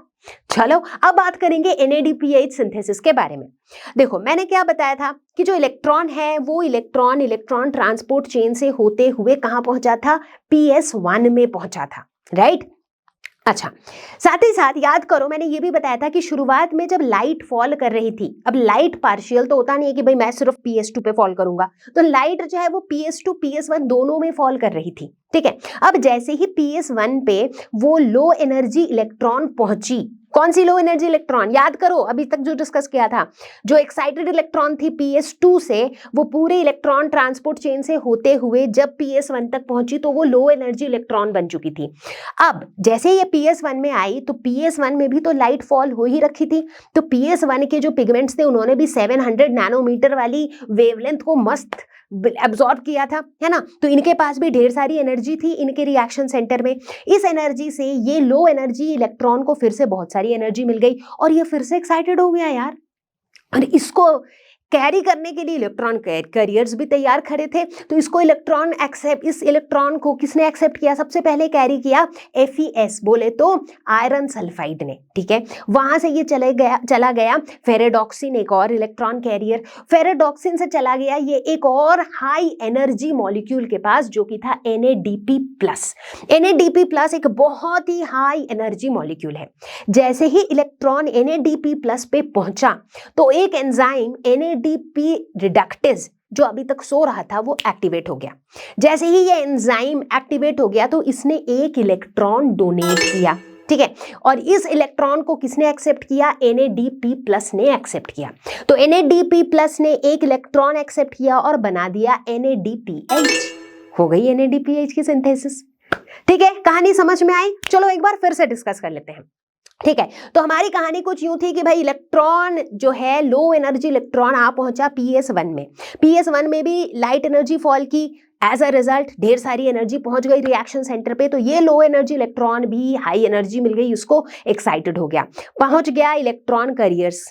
कौन से इलेक्ट्रॉन कैरियर पे? पहले FeS, उसके बाद फेरेडॉक्सिन, उसके बाद एक हाई एनर्जी मॉलिक्यूल के पास NADP+।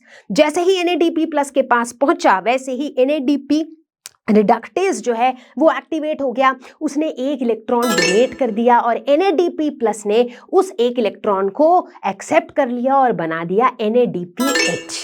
तो बच्चों हम नोटिस करते हैं कि ये जो नॉन साइक्लिक फोटोफॉस्फोरिलेशन है इसको Z स्कीम भी कहा जाता है। Z स्कीम क्यों?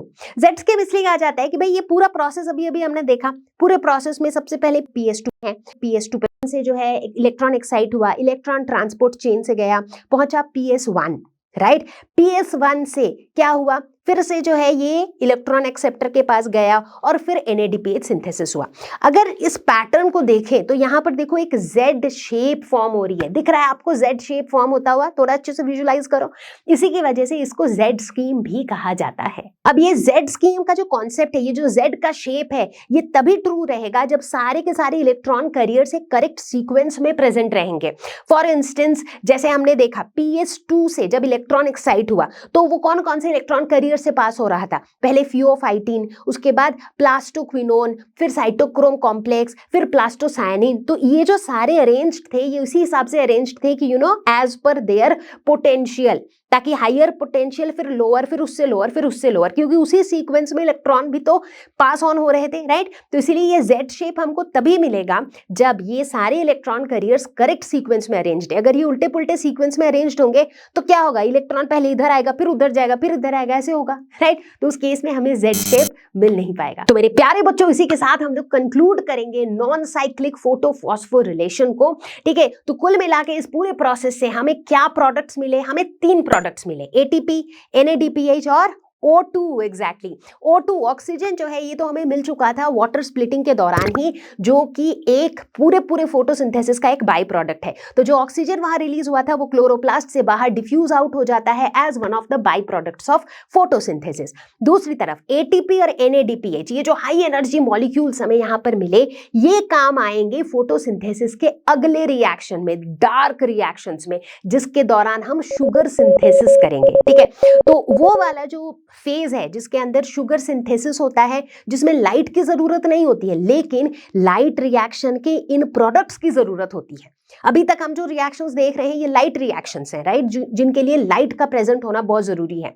बट जब हम शुगर सिंथेसिस देखेंगे तो वहां पर इन प्रोडक्ट्स का होना जरूरी है, ATP NADPH का होना जरूरी है, बट लाइट का होना जरूरी नहीं है।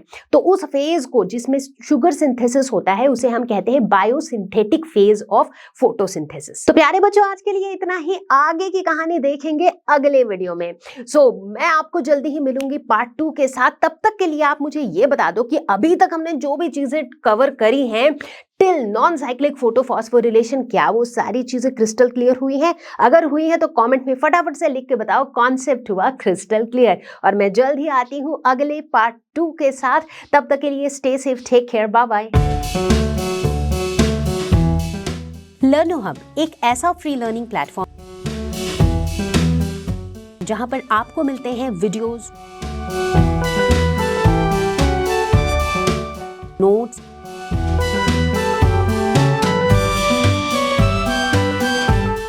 NCERT solutions, sample papers, and online tests absolutely free of cost. LearnoHub class 11-12 YouTube channel, अगर आप या आपके जान पहचान का कोई तैयारी कर रहा है नीट या जेईई का, तो हमारे यूट्यूब चैनल पर है LearnoHub नीट पे जीत, जेईई पे जीत का complete course absolutely for free. इनमें चैप्टर्स की डिटेल्ड एक्सप्लेनेशंस, लाइव क्लासेस, ढेर सारे क्वेश्चंस और प्रीवियस ईयर क्वेश्चंस डिटेल्ड में कवर्ड हैं। और तो और you can ask all your doubts absolutely for free at ask question section of LearnoHub। हमारा एंड्रॉयड ऐप भी है। आप 1-on-1 क्लास लेना चाहते हो तो है LearnoHub स्वयं at a very affordable price. LearnoHub free है पर बेस्ट है।